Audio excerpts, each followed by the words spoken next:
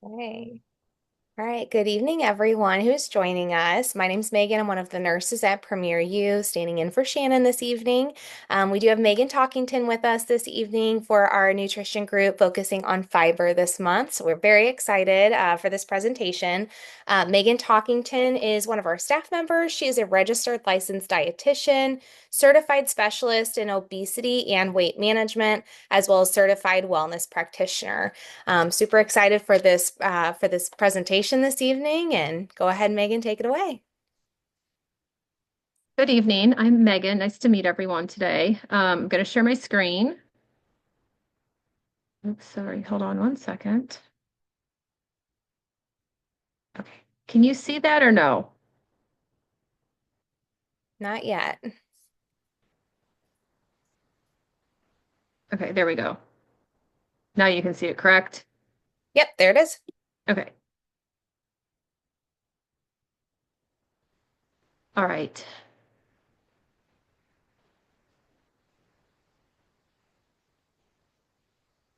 Okay, we're going to talk about sources of fiber and the multitude of health benefits. This is presented by myself. Megan just introduced me, so we don't necessarily need to do this again.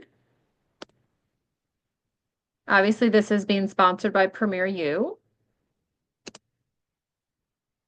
And today we're going to talk about understanding dietary fiber, the natural sources of fiber, the health benefits, how fiber is encompassed into a balanced diet, and the potential risk and considerations. Let's start with understanding dietary fiber. Dietary fiber is a carbohydrate that the body cannot digest. It plays a crucial role in digestive health.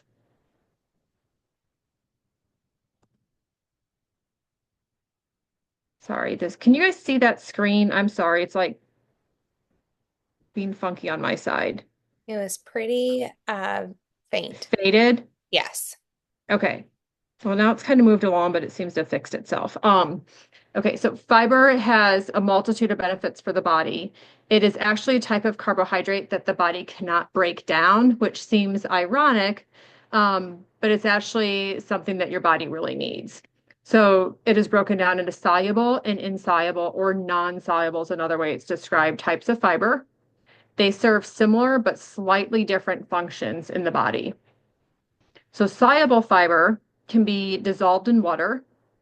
It can help lower blood cholesterol. It can help with glucose levels and blood glucose control overall. It promotes heart health and overall blood sugar regulation. Insoluble fiber aids digestion and helps prevent constipation. It contributes to overall gut health.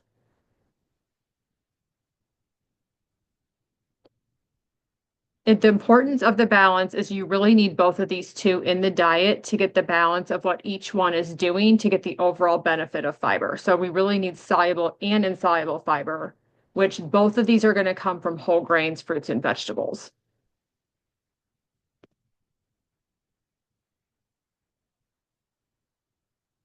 Recommended daily intake. So on average, adults should aim for approximately 25 grams of fiber if you're a woman or 38 grams of fiber if you're a man. Gradually starting, if you don't have a lot of fiber in your diet now, kind of gradually build that up so you can tolerate it. If you're going to increase fiber, you have to increase water. Water helps kind of push it through the colon. If you don't increase the water, it can tend to lead to more gas buildup and some bloating. So you definitely want to make sure you're drinking enough water and gradually increasing your fiber if you're not already following a high fiber diet. Consuming adequate fiber, it supports our digestive health, helps with bowel regulation, maintains a healthy weight, and reduces the risk of chronic disease. These are just slightly different recommendations on how much fiber we need. So the World Health Organization says the average adult needs 25 to 30 grams per day of fiber. The United States Department of Agriculture, for their dietary guidelines for Americans, breaks it down a little bit differently. They break it down by sex and then by age. This is a combination of both soluble and insoluble fiber in these recommendations, but you can see in the grid below where women and men slightly vary. Men are still going to need more than women, and then it goes down as we get a little bit older.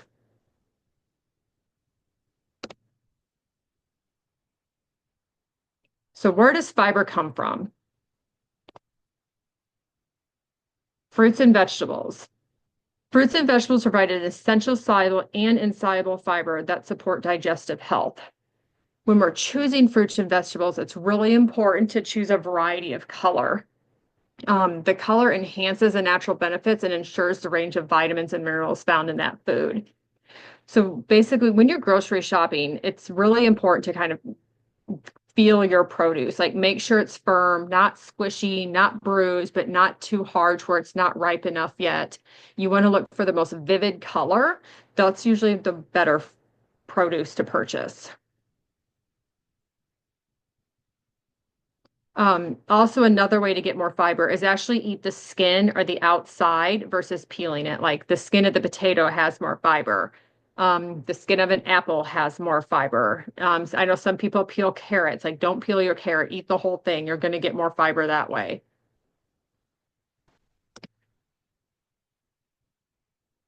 Whole grains and cereals.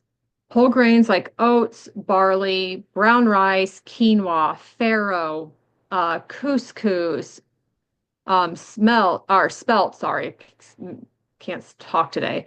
All great sources of whole grains for fiber. The high fiber cereals, these would be things like bran flakes, all bran, grape nuts, Cheerios a little bit. Um, those help with also additional fiber, help with bowel regulation and gut health, and then energy maintenance. So fiber helps continue to sustain energy levels, making it an important part of a balanced diet. And I don't know, if you've heard any of my previous talks, I really like to focus on produce and protein with all meals, and this is exactly why. It's so we get that fiber in. It does help with satiety. It helps you not feel so hungry, helps with the blood sugar regulation, can help with a little bit of hormonal balance. So we definitely want to make sure we're getting fiber balanced in with each meal and snack.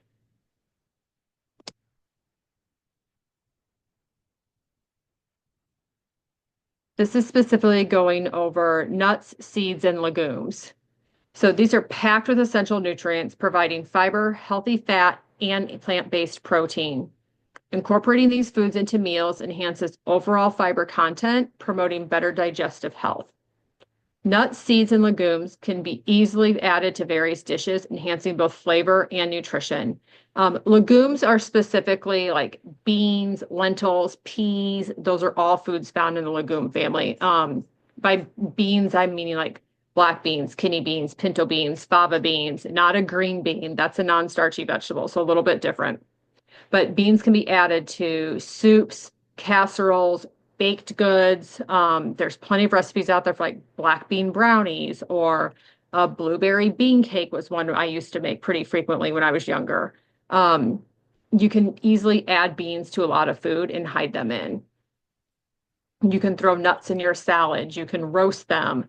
You can make them into a butter. So like nut butter also counts versus just the right nut itself.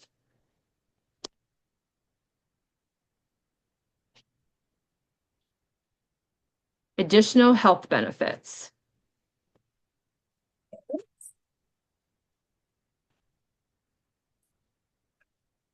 So focusing on digestive health and regularity. Fiber plays a crucial role in promoting healthy digestion by adding bulk to stool, which aids in regular bowel movements. So when we're talking about fiber, because I don't know if you've ever heard, if you're constipated, you need more fiber, but at the same point in time, if you have more like loose or runny stool, you also need fiber. You just kind of need different types of fiber in those moments. So insoluble fiber. This one focuses more on relieving or preventing constipation. Okay. Insoluble fiber is more found in the skin of fruits and vegetables, in the strings or the seeds, all within fruits and vegetables. Nuts, seeds, corn, and kale are high in insoluble fiber. So that is what helps prevent constipation because it kind of attaches everything and sends it out. Um, Soluble fiber helps with kind of bulking up stool. So these could be things like bananas, rice, applesauce, and toast can help bulk stool. So a combination of all these is beneficial for overall regularity.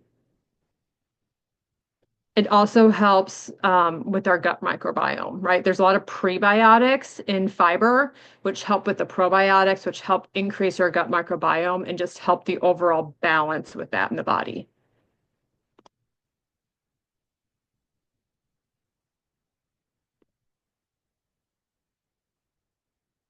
Fibers focus on weight management and satiety. High fiber foods provide a sense of fullness. It helps to control hunger and it manages overall weight more effectively. It slows down the digestion process, so it allows prolonged feelings of fullness. It prevents overeating and it slows down that gut transit time, so more food can potentially be adjusted and absorbed as well. So the nutrient value that you're getting in as a whole is improved.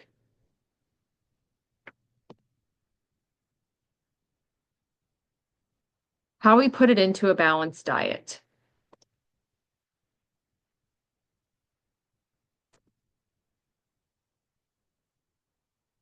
Right, incorporating this in, well, let me see if I can go back for that slide.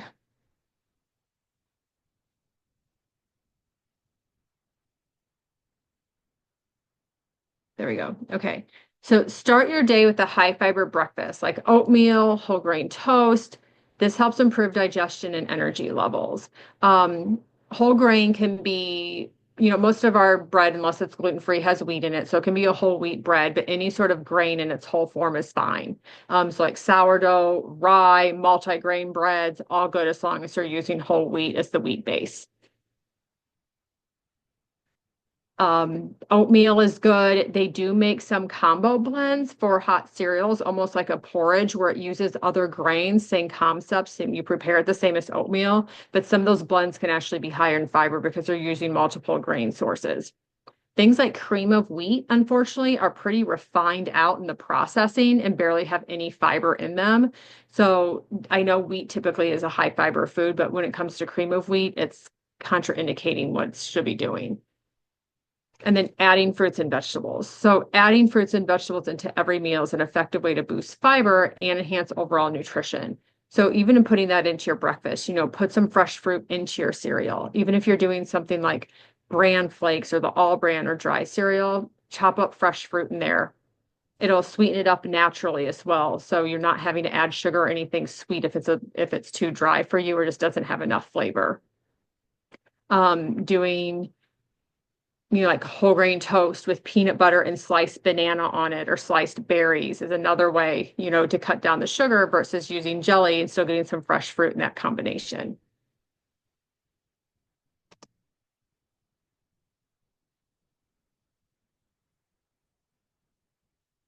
All right, substituting refined foods with high fiber alternatives. So when it comes to whole grains, these are things like brown rice over white rice, or the other grains that I mentioned before, like quinoa is a fantastic one. There's fiber and protein to quinoa. Um, Couscous, barley, farro, all good forms of whole grains. I feel like some of those aren't as well known. Quinoa is probably a big second one to the brown rice. And you can even mix the two to give it a more like fiber differential, but great way to increase fiber through grains that way. Choosing whole wheat bread or whole grain bread, like I mentioned before, and then brown rice versus white rice, or like red rice or black rice, or the rice medleys would also be a better option than just straight white rice.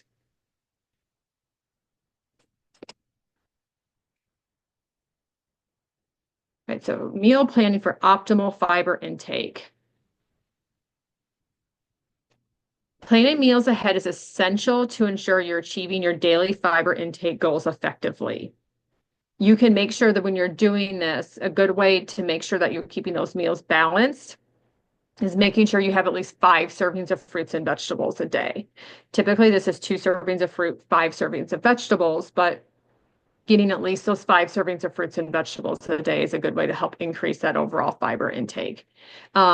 Incorporating a variety of sources into your menu or even into each individual meal is great.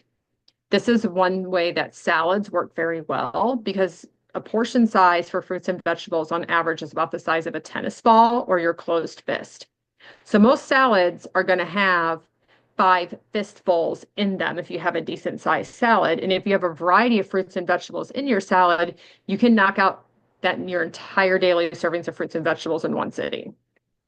You want to opt for a balanced diet that includes both soluble and insoluble fiber. So if you're doing this salad, making sure that you have that good mix of fruits and vegetables, so you're getting both of those forms of the soluble and insoluble fiber. You could also put a little bit of grain with it. Quinoa put into salad makes it a little bit more of like a salad kind of grain bowl option, which is going to give you a better profile for the fiber.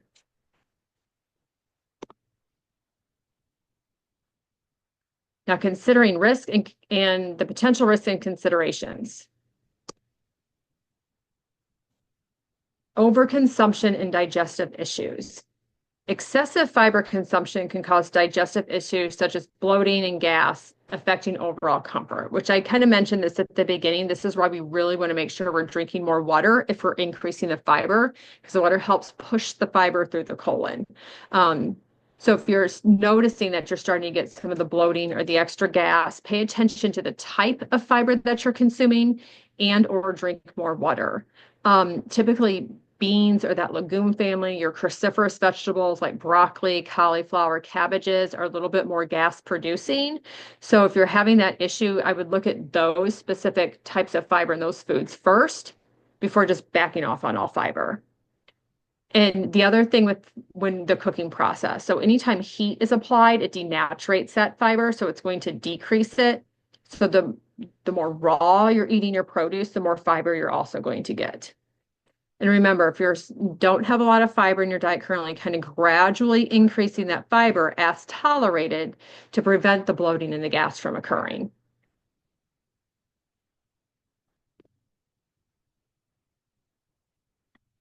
Fiber supplements versus natural sources. So fiber supplements can be beneficial for increasing fiber intake, especially when dietary fiber is lacking.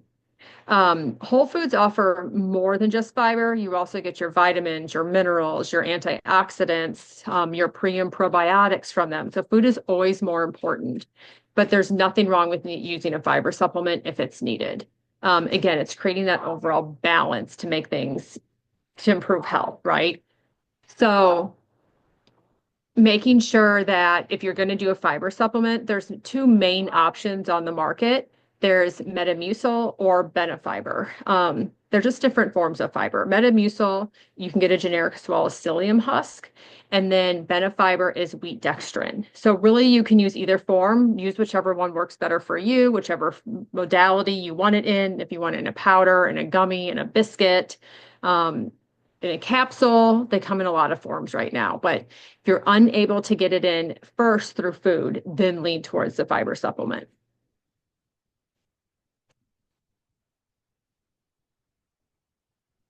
And then if you have any special dietary needs or restrictions, consult a professional and ask them their opinion. Any of the providers at Premier U can help. I can help. Just let us know. Certain medical conditions and, and diets can also affect fiber. This is typically something like if you have more of a GI disorder like diverticulitis, especially if it's flared up. There are certain types of bowel diseases, irritable bowel disease, irritable bowel syndrome, ulcerative colitis, where the fiber is going to make a little bit of a difference to where we're going to have to individualize that for you better than just generally eating any sort of form of fiber. And then if you have any food intolerances or food allergies, that also makes a difference, especially something like celiac disease, where you can't have gluten. Just letting us know so we can help you find other sources of fiber and other sources of grain that are gluten-free.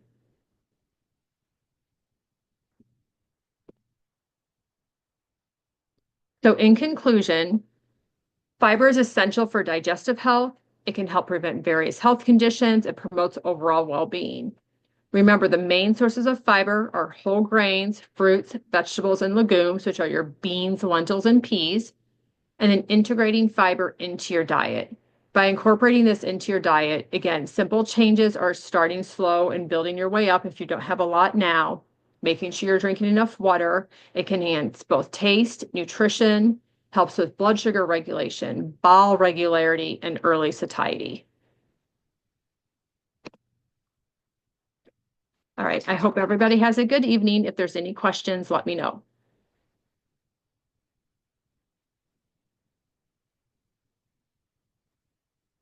Thanks so much, Megan, for this topic. I really appreciate it. One question we did have, it's not in the chat right here, but we did have it in clinic.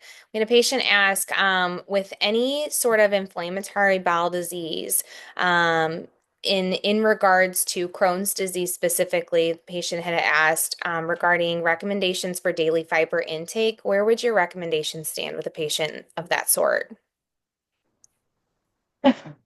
I'm sorry, I missed part of that. My son was in here talking to me at the same time. Can you That's repeat okay. I that? understand. So, patient in particular had asked about inflammatory bowel disease, Crohn's disease history, as far as dietary intake for fiber on a daily basis. What would your recommendations be for a patient like that?